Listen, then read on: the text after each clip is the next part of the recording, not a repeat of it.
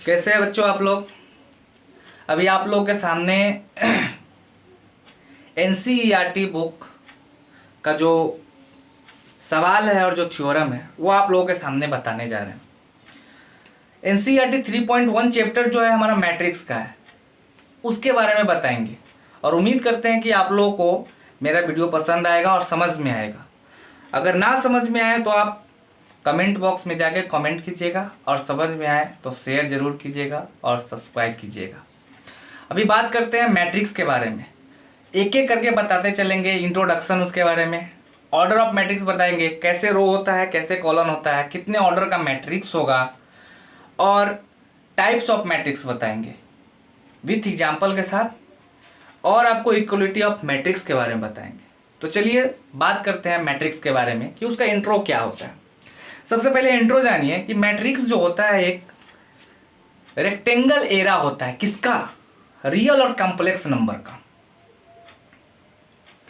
उसके अंदर में रो होते हैं और उसके अंदर में कॉलम होता है। फिर कितने एलिमेंट्स होते हैं, फिर कितने ऑर्डर का एलिमेंट होता है, हमारा वो मैट्रिक्स होता है। उसके बाद इसका यूज कहाँ होता है, अप्लाई कहाँ होता है। हमारे मैथमेटिकल्स या मैथमेटिक्स के जितने भी ब्रांच है उसमें बहुत से ब्रांच ऐसे हैं जहाँ पे हमारा मैट्रिक्स का यूज होता है, जैसे स्टैटिक्स है, इंजीनियरिंग है, और ख़ास तौर पर लीनियर इक्वेशन को हम लोग बनाने के लिए मैट्रिक्स का यूज करते हैं। सबसे पहले बात करते हैं हम लोग इंट्रोडक्शन का। उससे पहले देखिए हम आपको क्या क्या चीज बताएंगे। आपको बताएंगे मैट्रिक्स का इंट्रोडक्शन बताएंगे, फिर आपको रो के बारे में बताएंगे एंड कॉलम्स के बारे में बताएंगे, कॉलम के बारे में बताएंगे। फिर उसके बाद आपको बताएंगे कि ऑर्डर ऑफ मैट्रिक्स क्या होता है भैया। उसके बाद आपको बताएंगे कि इक्वालिटी ऑफ मैट्रिक्स क्या होता है। ये सभी सारे बातों को बताते चलेंगे। सबसे पहले बात करते हैं कि इसका डेफिनेशन क्या होता है। इसका डेफिनेशन क्या होता है? तो इसका डेफिनेशन होता है कि matrix is an ordered rectangular era of real और कॉम्प्लेक्स नंबर। ये कॉम्प्लेक्स नंबर और रियल नंबर का हमारा जो होता है ऑर्डर होता है, और वो रेक्टेंगल एरा होता है उसका, तो रेक्टेंगल एरा से उसको घेरते हैं। इट इज डिनोटेड बाय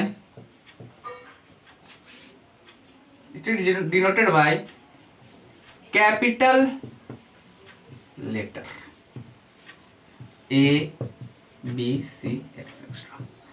और इसके अंदर में जो हमारे एलिमेंट होते हैं उस एलिमेंट को हम लोग स्मॉल लेटर से डिनोट करते हैं। द एलिमेंट ऑफ या the elements of a matrix is denoted by a small letter। मतलब जिस चीज से हम लोग मैट्रिक्स को डिनोट करेंगे उसी के स्मॉल लेटर से उसके अंदर के एलिमेंट्स को हम लोग डिनोट करते हैं। तब तक आप लोग इसको डील कर लीजिए। उसके आगे बताएंगे कि हमारा रो और कॉलम कैसा होता है।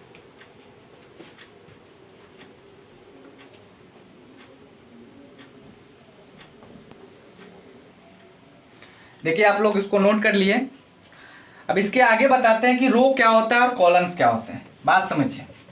सबसे पहले एक चीज और देख लीजिए, जो मैंने डेफिनेशन करा उसमें हमने मैट्रिक्स के बारे में चर्चा की। अभी तक आप लोग मैट्रिक्स को देखे नहीं। हम आपको एक एग्जांपल लेके मैट्रिक्स दिखाते हैं कि मैट्रिक्स होता है कैसा है, और उसके बाद उसके अंदर में क्या क्या चीजें, उसको किस तरीके से हम लोग डिनोट करते हैं उसके बारे में भी बताएंगे। पहले हम एक एग्जाम्पल लेते हैं। एग्जाम्पल लेने का मतलब ये है कि एक एग्जाम्पल ये लिए कि हम लोग किसी भी मैट्रिक्स को कैपिटल लेटर से डिनोट करते हैं और इसके अंदर में एलिमेंट को डालते हैं। मान लीजिए 1 2 3 4 5 6 7 8 और 9 डाले, और मैंने क्या बोला कि ये रेक्टेंगल एरा से घेरा हुआ होता है। या तो मैं इसको ऐसे घेर दूं या फिर मैं इसको ऐसे भी लिख सकता हूं, a = 1 2 3 4 5 6 7 8 9, या हम इसको इस तरीके से दोनों तरीके से लिख सकते हैं। बट इस दोनों तरीके से लिखने से ये जो हमारा रेक्टेंगल एरा है इसका कोई मतलब नहीं होता है, इट इज मीनिंगलेस। सिर्फ ये इस मैट्रिक्स को सुंदर बनाने के लिए, मतलब इस एलिमेंट को सुंदर दिखाने के लिए इसका हम लोग यूज करते हैं। अब हम आपको बताते हैं कि इसके अंदर में रो कौन सा होता है और कौन सा कॉलम्स होता है। सो बात समझिए। सबसे पहले बात करते हैं रो की। तो रो होता क्या है उसका डेफिनेशन करते हैं, फिर उसके बाद हम लोग आगे बात करेंगे। Horizontal lane of a matrix is called row. It is denoted by R. जो हमारा हॉरिजॉन्टल लाइन होता है मैट्रिक्स के अंदर में वही हमारा रो कहलाता है, और उस रो को हम लोग R से डिनोट करते हैं, कैपिटल R से डिनोट करते हैं। तो हॉरिजॉन्टल लाइन क्या है हमारा 1 2 3, मतलब ये भी मेरा R हुआ, ये भी मेरा R हुआ और ये भी मेरा R हुआ। ठीक है, अब बात करते हैं हम लोग कॉलम्स का, यानी कि कॉलन का। कॉलन क्या होता है? इसमें एक हमारा हॉरिजॉन्टल लेन है और हमारा वर्टिकल लेन है। तो vertical lane of a matrix is called columns या colon. It is denoted by C। इसको हम लोग C से डिनोट करते हैं। तो हमारा कॉलम कितना है, सो गौर से देखिएगा, एक कॉलम, दो कॉलम और ये मेरा तीसरा कॉलम, मतलब पहला कॉलम, दूसरा कॉलम, तीसरा कॉलम। इसमें 3 रो था ना, 1 2 3। तो पहले रो को R1 बोलते हैं, दूसरे को R2 बोलते हैं और तीसरे को R3 बोलते हैं। पहले को C1 बोलेंगे, दूसरे को C2 और तीसरे को C3 बोलेंगे। तो यहां से मुझे पता चल गया कि हमारा मैट्रिक्स कैसा होता है, मैट्रिक्स में रो किधर होते हैं, मैट्रिक्स में कॉलम किधर होते हैं, मैट्रिक्स में रो को किस चीज से डिनोट करते हैं, मैं और कॉलम को किस तरीके से डिनोट करते हैं। इतना हम आपको बता दिए। इसके बाद अब बात करेंगे कि ऑर्डर ऑफ मैट्रिक्स क्या होता है, तब तक आप इसको डील कर लीजिए। अब देखिए, अभी आपको बताते हैं, इससे पहले हम आपको बताएं कि किस तरीके से रो और कॉलम होते हैं। अब बताते हैं ऑर्डर ऑफ मैट्रिक्स क्या होता है। ऑर्डर ऑफ मैट्रिक्स मतलब कोई भी मैट्रिक्स अगर आ गया तो मुझे पता करना है कि ये कितने ऑर्डर का है। वो पता करने के लिए हम लोग करते क्या है, जो जरा गौर से समझिए और एग्जाम्पल के साथ समझाएंगे। पहले ऑर्डर ऑफ मैट्रिक्स होता क्या है वो बात समझिए। नंबर ऑफ रोज गुने नंबर ऑफ कॉलम्स। मतलब नंबर ऑफ रो और number of row cross number of column ही हमारा ऑर्डर ऑफ मैट्रिक्स कहलाता है। कैसे, एक एग्जांपल देते हैं और उस एग्जांपल के साथ साथ आपको बताएंगे कि क्या क्या होता है।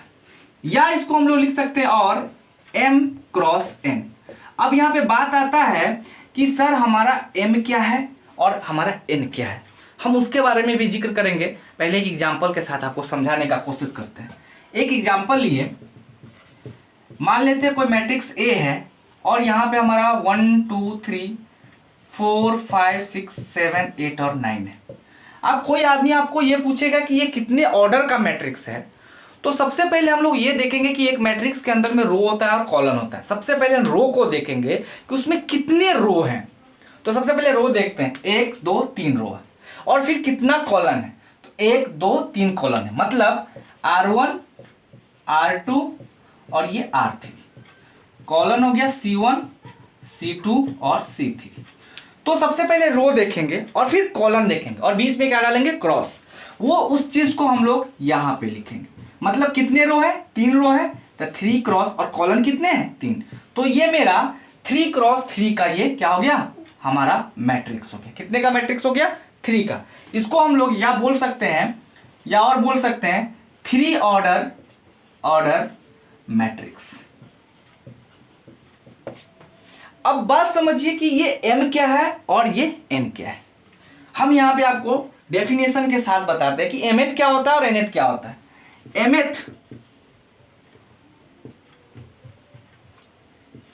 mth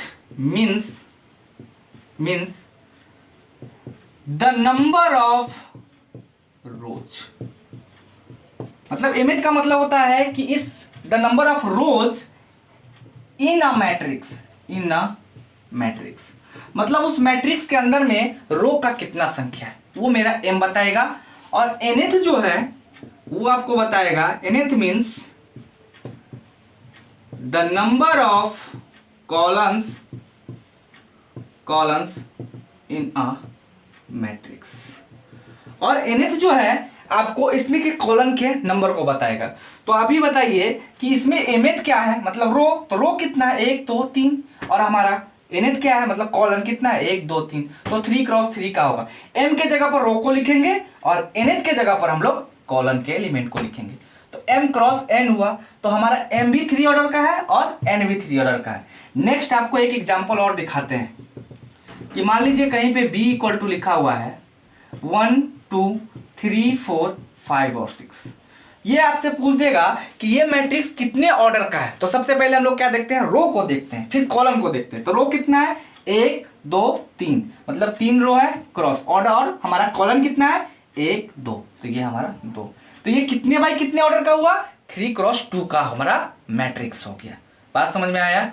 आप इसको तब तक डील कीजिए, फिर इसके आगे बताते हैं। अब बताते हैं आप लोगों को कि किस तरीके से हम लोग मैट्रिक्स के एलिमेंट को रिप्रेजेंट करते हैं। अब बात समझिए, हम अभी आपको बताए थे कि किसी भी मैट्रिक्स को हम लोग कैपिटल लेटर से डिनोट करते हैं और उसके एलिमेंट को स्मॉल लेटर से डिनोट करते हैं। तो मान लीजिए अगर इसके अंदर में मैट्रिक्स के अंदर में जो एलिमेंट बैठता है उसको किस तरीके से रिप्रेजेंट करेंगे वो हम आपको बताते हैं। सुनिए यहाँ देखिए, मान लेते हैं कोई एक मैट्रिक्स ए है, तो कैपिटल ए लिए तो मैट्रिक्स हमारा कैपिटल का होता है, कैपिटल हो गया। तो इसके अंदर में जो भी एलिमेंट बैठाएंगे वो मेरा स्मॉल ए आएगा, ए ए ए ए ए ए ए ए ए। अब ए तो डाल दिए, अब वो कौन सा रो होगा कौन सा कॉलम होगा उसके बारे में हम आपको बताते हैं। अब जरा गौर से देखिए, ये जो हमारा रो है वो कैमा रो है, पहला रो है, तो उस चीज को यहां लिखते हैं पहला रो। और कैमा कॉलन है, पहला कॉलन, यानी कि पहला रो पहला कॉलन। मतलब A11 का मतलब क्या हुआ, पहला रो और पहला कॉलन। फिर आगे बढ़ेंगे तो ये पहला रो है और उसके बाद दूसरा कॉलन A12, ये फिर हमारा पहला रो है तीसरा कॉलन A13, फिर ये दूसरा रो है और पहला कॉलन है, तो 2 1 होगा। क्या होगा 2 1। ये हमारा दूसरा रो है और दूसरा कॉलन है, A22। ये मेरा दूसरा रो है और तीसरा कॉलन है। ये हमारा तीसरा रो है पहला कॉलन है, तीसरा रो है दूसरा कॉलन है, तीसरा रो है और तीसरा कॉलन है। तो ये मेरा जो मैट्रिक्स है वो भैया 3 क्रॉस 3 का मैट्रिक्स है। ये बात तो समझ में आ रही है? अब ये जो होता है हमारा एलिमेंट को रिप्रेजेंट करने का एक सिस्टम है। किसके एलिमेंट को, मैट्रिक्स के एलिमेंट को। इसको हम लोग जनरली हम लोग जो डिनोट करते हैं वो इस तरीके से डिनोट करते हैं, AIJ M क्रॉस N, ये हमारा जनरली डिनोटिंग है। ठीक है, तो I का मतलब क्या हुआ और J का मतलब क्या हुआ ये हम आपको बताते हैं। ये बड़ा कंफ्यूजन होता है। ith का मतलब होता है कि the number of element of row, the number of element of row, कि रो का जो रो होगा उसका कौन सा एलिमेंट है। और जे का मतलब होता है, जे का मतलब होता है कि कॉलम का एलिमेंट हमारा क्या है। मतलब मान लीजिए आई और जे है, तो आई का मतलब हुआ कि इस रो में, यानी कि इस हमारा मैट्रिक्स में आई के जगह पर कि उस रो का हमारा एलिमेंट कौन है, और जे का मतलब हुआ कि उस कॉलम का हमारा एलिमेंट कौन है।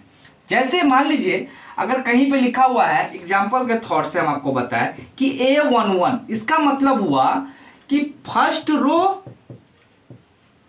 And first colon.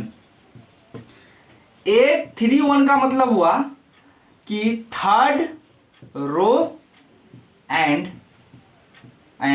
First colon.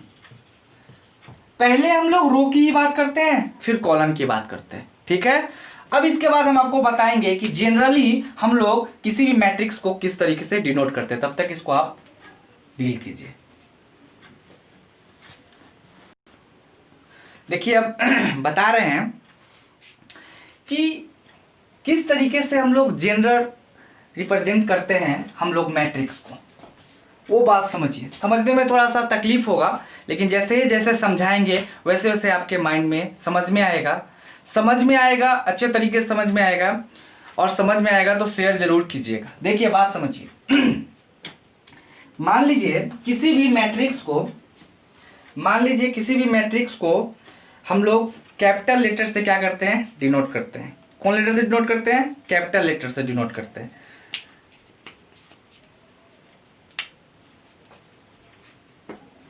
Capital letter से डिनोट करते हैं कैसे, जरा गौर से देखिए। मान लीजिए कोई हमारा एक मैट्रिक्स है ए। अब इसके जनरल फॉर्म को कैसे डिनोट करेंगे? मैट्रिक्स के जनरल फॉर्म को कि A11 A22। अगर हम कहेंगे कि नहीं M क्रॉस N का अगर कोई मैट्रिक्स होता है तो M का मतलब क्या होगा, M कहाँ जाएगा, N कहाँ जाएगा। तो ये आपको समझ में आ गया कि mth का मतलब रो होता है और nth का मतलब कॉलन होता है। अब बात समझिए कैसे उसको हम M और nth M क्रॉस N का मैट्रिक्स बनाएंगे। बात गौर से समझिए।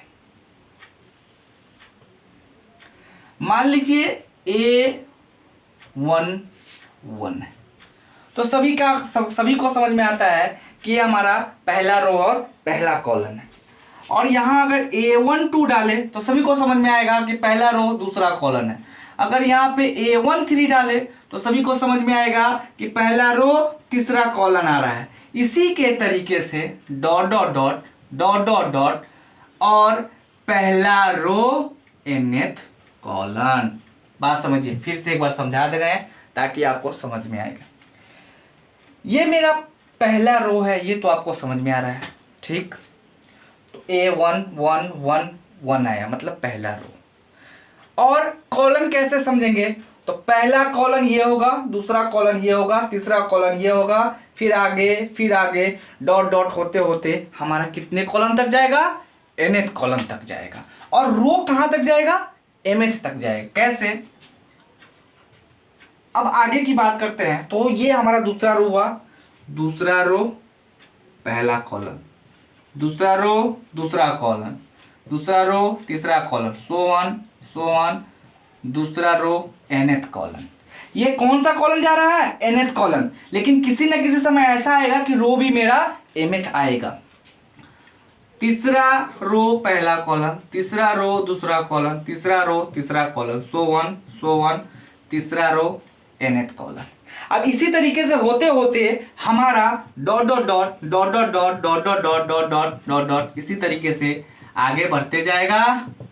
और बढ़ते बढ़ते क्या होगा कि एममा रो पहला कॉलन। क्या होगा? एममा रो पहला कॉलन, एममा रो पहला कॉलन, एममा रो दूसरा कॉलन, एममा रो तीसरा कॉलन, सो ऑन एममा रो nth कॉलन। क्योंकि सबसे पहले रो की बात करते हैं फिर कॉलन की बात करते हैं। तो कोई आदमी आपसे ये पूछेगा ये मैट्रिक्स कितने बाय कितने का है, तो बोलेंगे भैया m क्रॉस n का है। क्या बोलेंगे? m क्रॉस n का है मैट्रिक्स। बात समझ में आ रहा होगा, आप इसको नोट कीजिए, फिर आगे बताते हैं। देखिए हम आप लोगों को एक बात बताते हैं कि कंफ्यूजन जो है वो दूर होना चाहिए। कंफ्यूजन अगर रह जाएगी तो आगे का जो चैप्टर आएगा, आगे का जो बात आएगा वो समझ में नहीं आएगा। अभी हम 3-4 बात का जिक्र करते हैं, वो देखते हैं कि आपके अंदर में कितना समझ में आया। बात समझिए कि कहीं हम mth का बात किए थे, फिर nth का बात किए थे, फिर कहीं ith का बात किए थे, फिर आपसे jth का बात किए थे। मतलब ये सब आप कन्फर्म होना आपको जरूरी है। तो mth का मतलब तो आपको समझ में आ गया होगा कि नंबर ऑफ रो होता है, ठीक है जी। nth का मतलब में समझ में आ गया होगा कि नंबर ऑफ कॉलन होता है जी, ठीक है। ith का मतलब समझ में आ गया होगा कि रो का जो एलिमेंट है वो कौन सा है। और जेथ का मतलब होता है कि एक मतलब कॉलन का एलिमेंट कौन सा है वो पता चल गया होगा।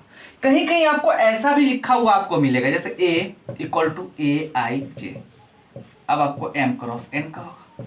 पता चल गया है कि हमारा एक मैट्रिक्स है जो AIJ का मतलब क्या कि कैमा कौन सा रो और कौन सा कॉलन और कौन कितने ऑर्डर का मैट्रिक्स, तो M क्रॉस N का मैट्रिक्स। अब बात समझिए कि इस मैट्रिक्स का यूज कहाँ करते हैं। एक आपको बात बताते हैं, कभी कभी ऐसा पूछता है लोग कि कोई एक ट्रायंगल है, सपोज एक ट्रायंगल है, उस ट्रायंगल में यहाँ पे आपको 2 3 दे दिया और यहाँ पे 5 6 दे दिया और 7 8 दे दिया। किस तरीके से हम इस ट्रायंगल के वर्टेक्स को हम लोग मैट्रिक्स के अंदर में डिनोट करते हैं, बात समझिए कैसे कर सकते हैं इसको। तो हम इसको इस तरीके से भी डिनोट कर सकते हैं, 2 5 7 ऐसे लिख सकते हैं, 2 5 7, या ऐसे लिख सकते हैं 3 6 8 3 6 8। कोई आदमी आपसे पूछ दे कि ये कितने ऑर्डर का मैट्रिक्स है, तो 1 2 यानी कि 2 रो क्रॉस कितना कॉलन, 1 2 3 कॉलन। या आप इसको ऐसे भी लिख सकते हैं, गौर से देखिएगा, पहले हम लोग 2 3 लिख ले, फिर हम लोग 5 6 लिख ले, या फिर हम लोग 7 8 लिख ले भैया, तो फिर ये कितने का मैट्रिक्स हो जाएगा, 1 2 3 यानी कि 3 क्रॉस 2 का, 3 रो हो गया और 2 कॉलन हो गया। या तो आप ऐसे रिप्रेजेंट कीजिए या ऐसे रिप्रेजेंट कीजिए, कोई दिक्कत नहीं है, किसी तरीके से करिए। नहीं तो आप ऐसे भी कर सकते हैं, ऐसे 2 5 7 3 6 8, ये हो गया 2 क्रॉस 3 का। और इसको करना है तो ऐसे भी कर सकते हैं आप, क्या 2 3 5 6 7 8 मतलब 3 क्रॉस 2 का। या ऐसे कर दीजिए या ऐसे कर दीजिए, बात हमारा बराबर ही होता है। इस तरीके से रिप्रेजेंट करते हैं हम लोग। अब इसके आगे देखते हैं कि हमारा आगे आगे और ऑर्डर ऑफ मैट्रिक्स क्या आएगा, सॉरी ऑर्डर ऑफ मैट्रिक्स बोलते हैं, सॉरी टाइप्स ऑफ मैट्रिक्स क्या आएगा। अभी बात करते हैं टाइप्स ऑफ मैट्रिक्स का, ठीक है, जब तक आप इसको नोट कीजिए। अब देखिए बात करते हैं बच्चों आप लोगों के सामने कि टाइप्स ऑफ मैट्रिक्स क्या होता है। अब तो समझ में आ गया हो कि मैट्रिक्स क्या होता है, मैट्रिक्स में रो कैसे देखते हैं, कैसे कॉलन होता है, mth का मतलब क्या होता है, nth का मतलब क्या होता है, ith का मतलब क्या होता है और jth का मतलब क्या होता है, ठीक है। अब हम लोग बात करते हैं कि टाइप्स ऑफ मैट्रिक्स क्या होता है। अभी देखिए हम आपको टाइप्स ऑफ मैट्रिक्स दिखाते हैं, ये various kinds of types of matrix होता है, बहुत प्रकार का होता है। बात करते हैं टाइप्स ऑफ मैट्रिक्स का, किसका, टाइप्स ऑफ मैट्रिक्स।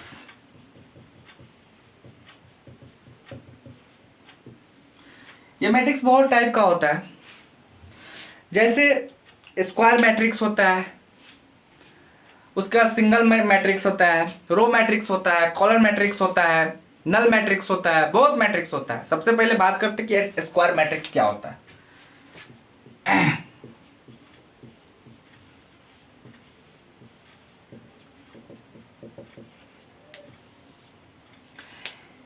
स्क्वायर का मतलब आपको मालूम होता होगा कि चारों उसका जो साइड होता है क्या होता है, इक्वल होता है। तो स्क्वायर मैट्रिक्स का कहने का मतलब क्या हुआ कि हमारा जो ऑर्डर होगा वो सेम सेम का होना चाहिए, मतलब जितने ऑर्डर हमारा रो का होगा उतने ही ऑर्डर हमारा कॉलम का होगा। तो डेफिनेशन होता है कि a matrix having equal row and equal number of columns are called a square matrix, ठीक है। फॉर एग्जाम्पल ए बराबर मतलब या इट इज एक minute it is denoted by m equal to m। Means क्या, m बोले तो रो और n बोले तो कॉलम की संख्या, तो m बराबर क्या होना चाहिए n, या इसको m बराबर m भी बोल सकते हैं या m बराबर n बराबर n भी बोल सकते हैं। यार फॉर एग्जाम्पल जितना रो होगा भैया उतना ही मेरा कॉलम होगा, 1 2 3 4 5 6 7 8 9। आप गौर से देखें तो 1 2 3 रो है, 1 2 3 क्या है, कॉलन है, तो 3 क्रॉस 3 का। जहां सेम क्रॉस आए आप समझ लीजिए वो हमारा कौन सा मैट्रिक्स है, स्क्वायर मैट्रिक्स है। इसको आप डील कीजिए, इसके आगे फिर दिखाते हैं। हो गया बच्चों। अब देखिए कि अब जीरो मैट्रिक्स क्या होता है या नल मैट्रिक्स क्या होता है। नेक्स्ट, जीरो और नल मैट्रिक्स। अब बात समझिए, सभी को समझ में आ गया होगा कि जीरो और मैट्रिक्स और नल मैट्रिक्स क्या होता है। किसी भी मैट्रिक्स के अंदर में जो हमारे एलिमेंट होंगे वो टोटल का टोटल एलिमेंट क्या होना चाहिए, जीरो होना चाहिए। क्या होना चाहिए, जीरो होना चाहिए।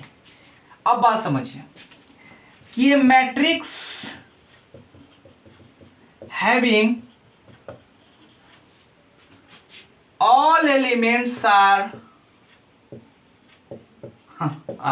all elements are zero. It is called zero or null matrix. For example, इसमें कोई जरूरी नहीं है भैया कि ये मैट्रिक्स हमारा स्क्वायर ही होना चाहिए। ये कैसा भी मैट्रिक्स हो सकता है, कितना भी ऑर्डर का मैट्रिक्स हो सकता है। अब बात समझिए क्या कि मान लीजिए कोई मैट्रिक्स एक लिए 0 0 0 0 0 0, ठीक है जी। फिर भी ऑर्डर बताना पड़ता है, कितने ऑर्डर का है, 1 2 3। ऑर्डर में सबसे पहले क्या देखते हैं, रो, और उसके बाद क्या देखते हैं, कॉलम। कितना हमारा रो है, 3 रो है, कितने कॉलम है, 2 है। या और हम इसको ऐसे भी लिख सकते हैं 0 0 0 0 0 0 3 क्रॉस 2। कोई दिक्कत नहीं, आपकी मर्जी कि आप इस मैट्रिक्स को कैसे लिख सकते हैं, ठीक है।